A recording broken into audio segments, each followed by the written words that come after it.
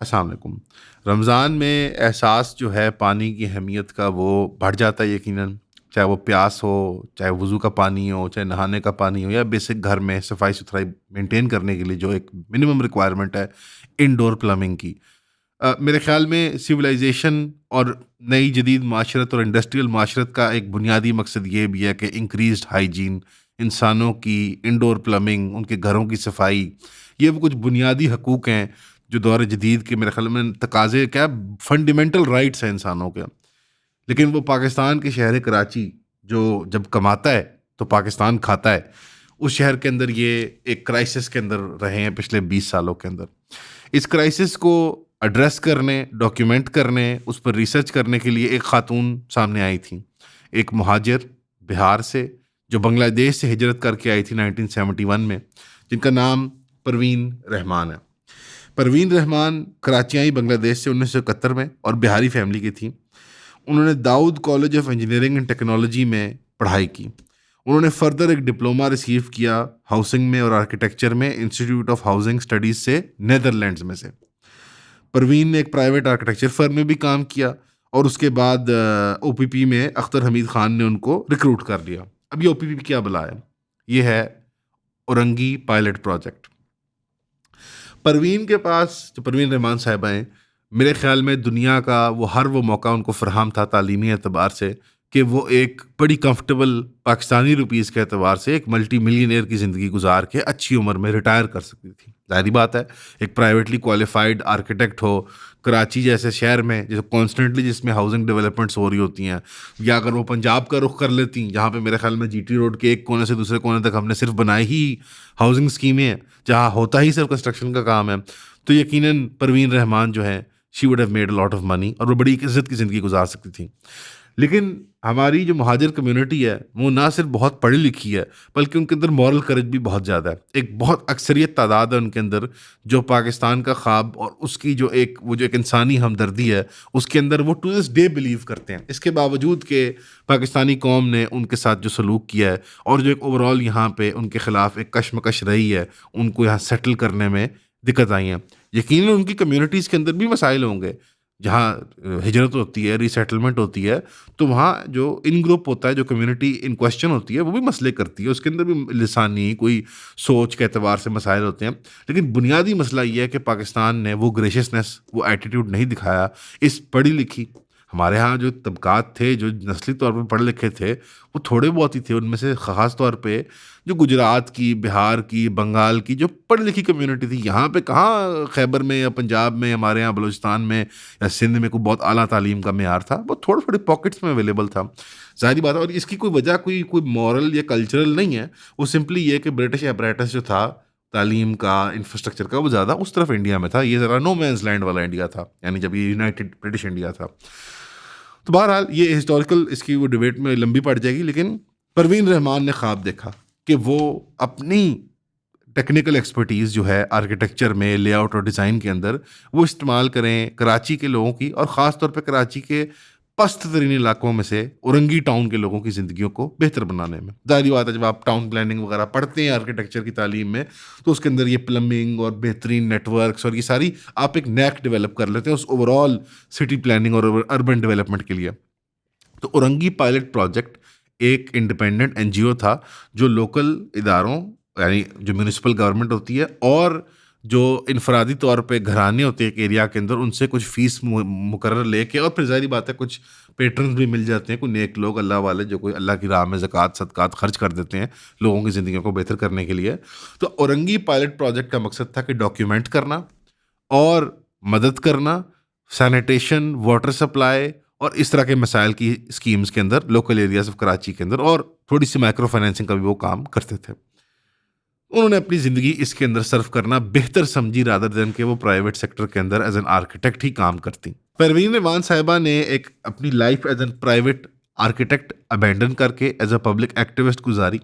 वो डायरेक्टर बनी Orangi pilot project का, उसकी रिसर्च और ट्रेनिंग इंस्टीट्यूशन का, और उन्होंने डेकेड्स खर्च कर दिए इनफॉर्मल सेटलमेंट्स को मैप करने में। ज़ाहिर बात है, कराची अगर आप में से किसी को इत्तेफाक हुआ है, अगर आप कराची के रहने वाले हैं, आप सुन रहे हैं, तो आपको इल्म है कि कराची में जो है वो अनमैप्ड, इलीगल जो स्क्वाटिंग सेटलमेंट्स होती हैं वो कितनी ज़्यादा रफ्तार से बढ़ती जाती हैं, उनको मैप करना, उनके मसाइल का हल तजवीज़ करना और कहीं-कहीं जगहों में प्रोजेक्ट्स को भी फिज़िकली इम्प्लीमेंट करना और जो करप्शन उन लोगों की ज़िंदगियों में रुकावट बनी बैठती है, उसको एक्सपोज़ करने में उन्होंने अपना डेकेड्स गुज़ार दिए अपनी अपनी यूथ के।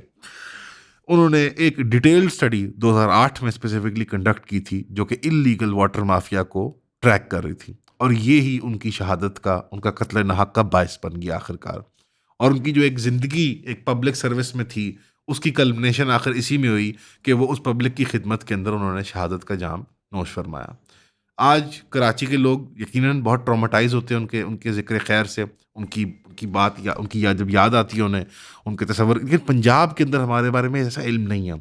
हमारे यहाँ हमने थोड़ी ज़्यादा, इवन खैबर के अंदर यकीनन हमने थोड़ी ज़्यादा लग्ज़री एन्जॉय की है इस एतबार से कि शहरों में म्युनिसिपल निज़ाम हमारा कदरे बेहतर है। उसके अलावा कराची के अंदर क्योंकि वो कल्चरल और एथनिक फॉल्ट लाइंस बहुत ज़्यादा हैं, तो उसको एक्सप्लॉइट करते हुए डिफरेंट सिविल, मिलिट्री और ब्यूरोक्रेटिक इंस्टीट्यूशंस ने लोगों को आपस में खिला के बड़ी ईज़िली उनको म्युनिसिपल निज़ामों के नाम पे उनको यरगमाल बना के उनसे भत्ता वसूल किया, उनसे करप्शन और रिश्वत की चक्कर में बहुत पैसे कमाए।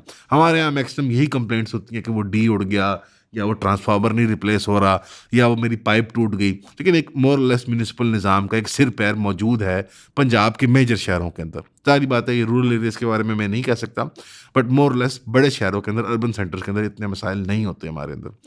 तो ये हमारा मकसद है कि परवीन रहमान साहबा की जो लेगेसी है वो आप तक भी पहुंचाया जाए। ज़ाहिर बात है हमारी एक मेजॉरिटी ऑडियंस पंजाब के अंदर ही होती है, खबर के अंदर ही होती है। तो आइए देखते हैं कि परवीन रहमान साहबा की क्या ऐसी रिसर्च थी पानी क्राइसिस के एतबार से कराची में कि वो उनको उसके लिए शहीद कर दिया गया। देखिए कराची में 2025 में भी अगर आज बात करें तो पानी का क्राइसिस कोई नई बात नहीं है। ये बिल्कुल मतलब जैसे अनहोनी हमारे लिए बात होगी ना कि कराची में, आपके शहर में पानी ही नहीं है, कराची में ये बिल्कुल नॉर्मल तस्वर किया जाता है। वहाँ पे बाउज़रों और टैंकरों के ज़रिए घरों में पानी पहुँचाया जाता है। आप सबने विजुअल्स यकीनन देखे होंगे और डिफरेंट सियासी पार्टियों और एथनिक ग्रुप्स के वहाँ पे आप कह लें छोटे-छोटे माफियाज़ हैं डिफरेंट टैंकर्स और वाटर हाइड्रेंट्स के ऊपर, जहाँ से मेन लाइनों से पानी को इल्लीगली साइफन ऑफ किया जाता है। तो उन्होंने इस इशू के ऊपर अपनी एक स्टोरी पब्लिश की थी और बहुत एक डिटेल्ड रिसर्च की थी। और उन्होंने इसकी, मैं ज़रा आपको एक सरसरी वो दे देता हूँ। 2 सप्लाई बेसिकली कराची के पानी के बनते हैं। एक सिंधु यानी इंडस रिवर से, जो कि तकरीबन 645 million gallons per day provide करता है, यानी 645। और हब डैम जो कि 30 से 75 यानी 30 to 75 million gallons per day provide करता है। और ये सब सारी बात रेनफॉल डिपेंडेंट एक मामला होता है। अस्सलाम वालेकुम। लोग बार बार एक सवाल पूछते हैं कि कौन सी बुक्स मैं शौक से पढ़ता हूँ, तो हमने ये सोचा कि इंशाल्लाह हम एक बुक क्लब बना लें जिसके अंदर माहवार हम एक किताब को कवर करें और ये मंथली 4 क्लासेस बनेंगी इंशाल्लाह। इसके अंदर हम 12 किताबें एक साल के अंदर कवर करेंगे। एक लिस्ट है बुक्स की, मैं आपको यहाँ डिस्प्ले कर देता हूँ और ये टेंटेटिव लिस्ट है। इसमें मैंने कुछ इकोनॉमिक्स की किताबें रखी है, कुछ पॉलिटिकल साइंस की और कुछ थोड़ी जो नॉटी गवर्नमेंट्स की जो मिसगिविंग्स होती हैं और उनके ऊपर जो इन्वेस्टिगेटिव जर्नलिस्ट ने काम किया हुआ है। हमारी क्लासेस जो होंगी वो एंटरटेनिंग होंगी, फन होंगी, लेकिन सब्जेक्ट मैटर जो है सीरियस होगा। मैं रिकमेंड करूंगा कि आप फिजिकली ज्वाइन करें। लेकिन अगर आपको फिजिकली ज्वाइन करने में दिक्कत आती है, ना पाकिस्तान में नहीं है, आप लाहौर में नहीं है, तो उनके लिए फिर जूम की ऑप्शन अवेलेबल है और उनको इक्वली एज मच एक्सेस मिलेगा बुक क्लब का। इनकी हम एक सेपरेट व्हाट्सएप कम्युनिटी भी बना देंगे आपकी, ताकि हम वहाँ पे नोट्स भी शेयर कर पाएं और इन बुक्स को तफसील में डिस्कस करके hopefully we make friends as well इंशाल्लाह। तो इसकी फीस जो मुकर्रर है आप वेबसाइट पे देख सकते हैं, यहाँ पे आपको लिंक मिल जाएगा। तो I hope to see you there at the book club इंशाल्लाह। See you soon. जो KWSB है, जो Karachi water and sanitation board है, उसने 417 MGD यानी मिलियन गैलन्स पर डे का कोटा शहरों में, छावनी में और DH एरियाज में दिया हुआ है। जबकि हकीकतन जो असल क्वांटिटी है जो पहुंचती है एक्चुअली शहर के अंदर 417 MGD नहीं बल्कि 293 MGD यानी 293 MGD पहुंचता है एक्चुअली दिन में, यानी ऑलमोस्ट हाफ जो है वो पानी एक्चुअली पहुंचता है। 7 ऐसे टाउन्स जो हैं आइडेंटिफाई किए जाते हैं कराची में, उरंगी, गडाप, बल्दिया, जमशेद, साइट और नॉर्थ कराची और गुलशन, जो सिर्फ 30 से 57% तक पानी उनको एक्चुअली मिलता है इन टाउन्स को, 7 टाउन्स को जो उनको वादा किया जाता है। यानी अगर आप खुद इमेजिन कर लें कि अगर एक 10 लीटर की वो आपको एक बोतल दी जाए मिसाल तौर पे, या बाउज़र दिया जाए, तो उसमें से हमेशा जो है वो कम से कम 3 से 4 लीटर, नहीं तो ज़्यादा से ज़्यादा 7 लीटर मिसिंग हो। तो मतलब वो 10 लीटर का बाउज़र तो ना हुआ ना, ये मतलब एक फेयर डील तो ना हुई। और ये ज़ाहिर बात है आपने अज्यूम सही किया है।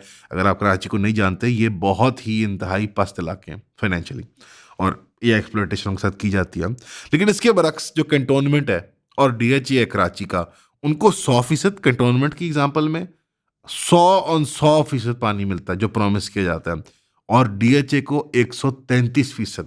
यानी जब वादा उनका मिसाल तौर पे 10 लीटर का हो तो उनको 3 लीटर ज़्यादा ही मिल जाते हैं, क्योंकि यकीनन अमीर बच्चे हैं, वहाँ ज़्यादा देर पानी चलते रहता होगा, वो बच्चियाँ वो 2-2 घंटे वाले शावर भी लेते होंगे बच्चे बच्चियाँ वहाँ पे शावर चला के, तो उनको एक्सेस में पानी मिल जाता है 33%। इसके बरक्स अगर आप उन गरीब टाउन्स का हाल देखें तो ये एक इन्होंने रिपोर्ट शाया की थी। इसकी ये फैक्ट्स एंड फिगर्स मुझे उम्मीद है कि यहाँ डिस्प्ले कर देंगे हम, या आप देख भी सकते हैं। जमशेद को 46% कोटा का पानी मिला, गुलशन को सिर्फ 57% मिला, नॉर्थ कराची को 57% मिला, लेकिन कंटोनमेंट को 100 और 133% पानी मिला। कराची जो 16 मिलियन शहरियों का एक एक एक, एक हमारा अर्बन सेंटर है, उसके अंदर जो शॉर्टफॉल है पानी की वो 155 से 535 MGD की है, यानी मिलियन गैलन्स पर डे। ये 35% इसमें मजीद एक शॉर्टफॉल क्रिएट हो जाती है जो आती है वाटर सप्लाई की लॉस से, यानी जहाँ जहाँ लीकेजेस होती हैं और जहाँ पे इलीगल साइफनिंग ऑफ होती है। जब परवीन रहमान की रिपोर्ट है उसके मुताबिक 41% कराची का वाटर सप्लाई जो है वो पानी चोरी करता है, यानी वो चोरी होता है। और वो साइफनिंग ऑफ का तरीका क्या है कि वो टैंकर माफिया जो है, जब मेन सप्लाई लाइन्स हैं उसके अंदर इलीगल हाइड्रेंट्स आके लगाते हैं और वो वहाँ से सक करके अपने उसमें भर लेते हैं ट्रकों में और कंटेनरों में, और वहाँ से उसकी सप्लाई देते हैं। और ये ऑपरेशन सालाना उन्होंने 2008 के अंदर उन्होंने एस्टिमेट किया था कि ये तकरीबन 49.6 बिलियन रुपीस का सालाना कारोबार है, यानी 50 बिलियन रफली रुपीस का ये सालाना कारोबार है माफियाज के लिए। ये 2008 की रिपोर्ट है, आज 2025 के अंदर खड़े हैं, तो यकीनन इन्फ्लेशन को तकाजे रखते हुए कराची की तादाद भी, पॉपुलेशन भी बड़ी होगी, यकीनन वाटर सप्लाई भी बड़ा होगा, तो आप खुद ही मेरा ख्याल एटलीस्ट बाय 4-5 टाइम्स तो मल्टीप्लाई कर लेना चाहिए हमें इस नंबर को। उस टाइम पे जो ऑफिशियल प्राइसेस थी वाटर टैंकर की, क्योंकि ज़ाहिर बात है गवर्नमेंट का सप्लाई का सिस्टम भी यहाँ पे कराची में पूरा नहीं है, तो लीगल सप्लाई भी वाटर टैंकरों के जरिए दी जाती थी, तो वो 150 पर 250 रुपये थी, से 250 रुपये थी अपना 1000 गैलन के लिए। लेकिन जो माफिया प्राइसेस थी वो 350 से 600 थी पर 1000 गैलन। जी उस टाइम की बात करूँ, अब तो यकीनन ये हज़ारों रुपये में होगी, और ये ही माफिया कंट्रोल चलता रहा। तो उस टाइम पे उन्होंने एस्टिमेट किया था कि 40% जो है कराची का एनुअल वाटर सप्लाई है वो साइफन ऑफ हो जाता है, वो इलीगली चोरी होता है, फिर वापस रीसेल होता है अवाम को, जो कि तकरीबन $500 मिलियन, यानी जो आपने पिछले फिगर देखा था 50 बिलियन रुपीज़ का एट दैट टाइम, तो वो तकरीबन $500 मिलियन का फिगर बनता है। उस ज़माने की बात कर रहे हैं, सालाना जो कमाते थे ये इदारे, ये चोर फ्रॉड वगैरह। इसके पास्ट में एक रेंजर्स के साथ एक इन्वॉल्वमेंट शुरू थी 1999 में, कि एक सोल्यूशन दिया जाए कि रेंजर्स को ना कुछ 36 के करीब उन्होंने वो दे दिए हाइड्रेंट्स कि आप इनको मैनेज करें और फेयर और इक्विटेबल डिस्ट्रीब्यूशन को मेक श्योर करें। वो जाहिर बात है आपने कैंट और डीएचए के अंदर देख लगा कि कैसी फेयर और इक्विटेबल डिस्ट्रीब्यूशन हो रही थी, तो उसी तरह की फेयर और इक्विटेबल डिस्ट्रीब्यूशन आवाम को दी जाए, उन्होंने कहा। लेकिन जो पानी का धंधा था उसके अंदर हमेशा से इंसिनुएट किया गया, इवन डॉन अखबार के अंदर भी, कि रेंजर्स की भी उसी तरह टैंकर माफिया के अंदर ऑपरेशंस चल रहे थे जिस तरह से एमक्यूएम के थे या एएनपी के थे या पीपल्स पार्टी के थे।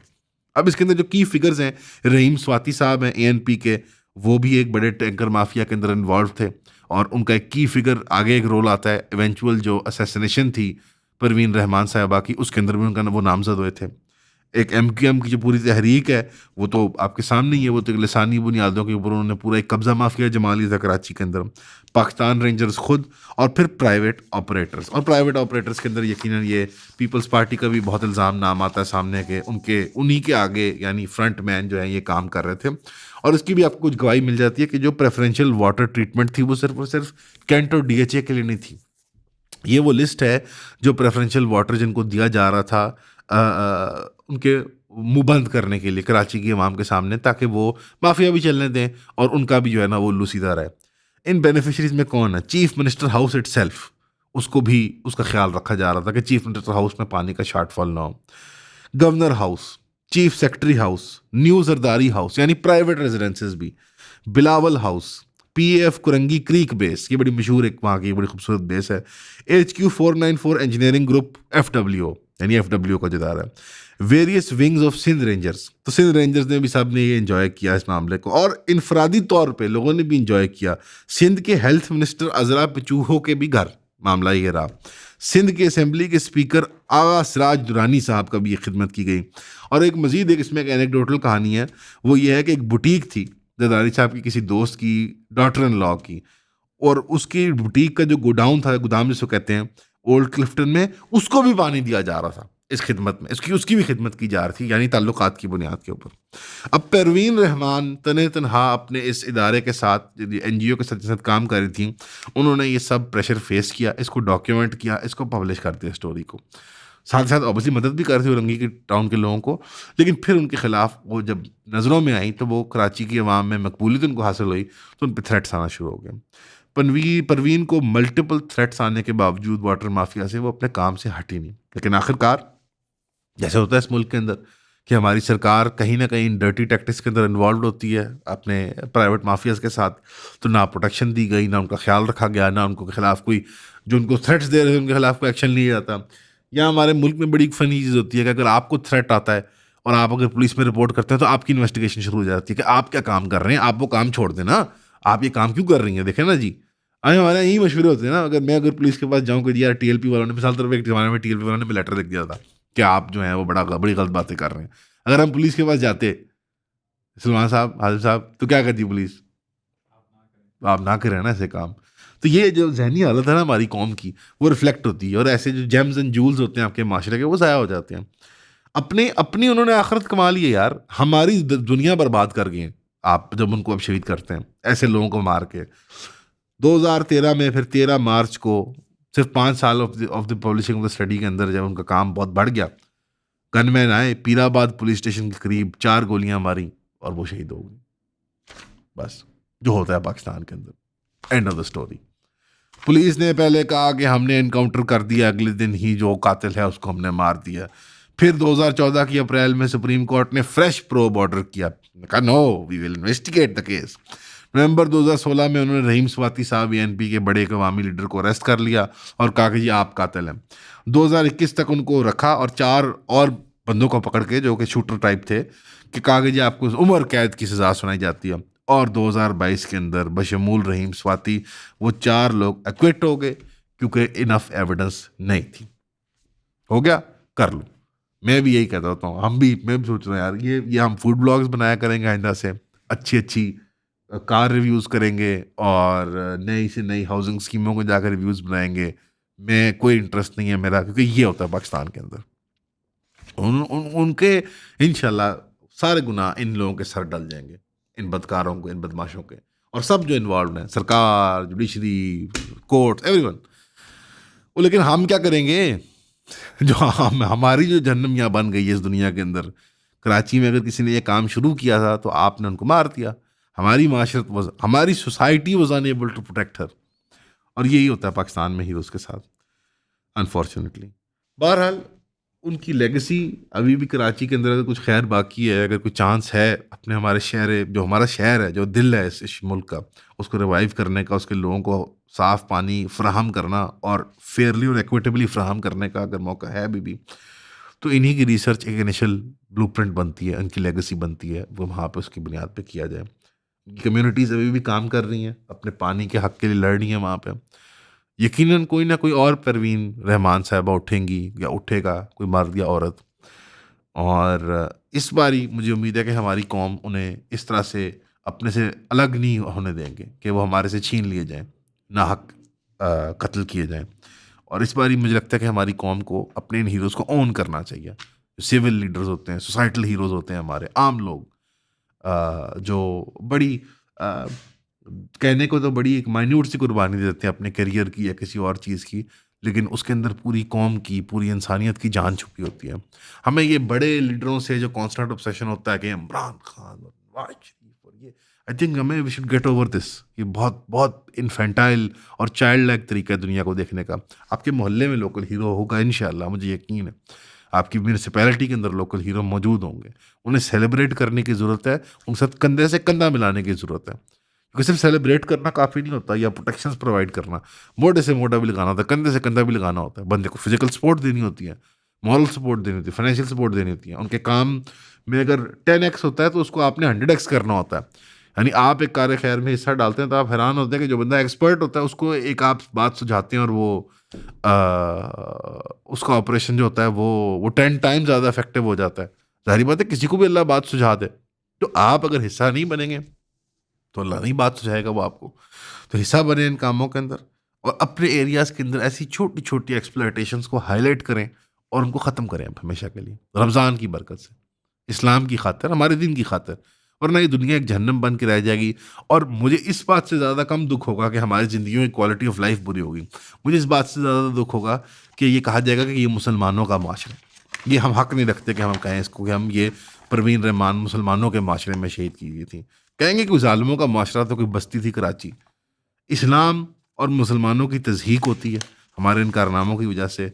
और इस माह रमज़ान के अंदर पानी की अहमियत को जानते हुए, अगर जहाँ पे भी आप पानी की खिदमत में हिस्सा डाल सकते हैं लोगों के लिए, चाहे वो वाटर लेवल को बढ़ाने में हो, यानी जैसा पंजाब वगैरह में को पता है बोर लगाने पड़ते हैं स्पेशल परफोरेटेड, 200-200 फुट के वो पतले पाइप लगते हैं ताकि रेन वाटर जो है वो सीप करे ग्राउंड में। चाहे ऐसा उल्टा रिवर्स काम हो नेकी का, चाहे वो कुआँ खोदने में हो, सोलर लगाने में हो, या फिल्ट्रेशन प्लांट लगाने में हो, ज़रूर हिस्सा डालें यार। हमारी हुकूमतों पे मत रिलाया किया करें, आवाम तक पानी पहुँचाएँ, जन्नत कमाएँ अपनी इंशाल्लाह, और इस्लाम का नाम बुलंद करें। शुक्रिया।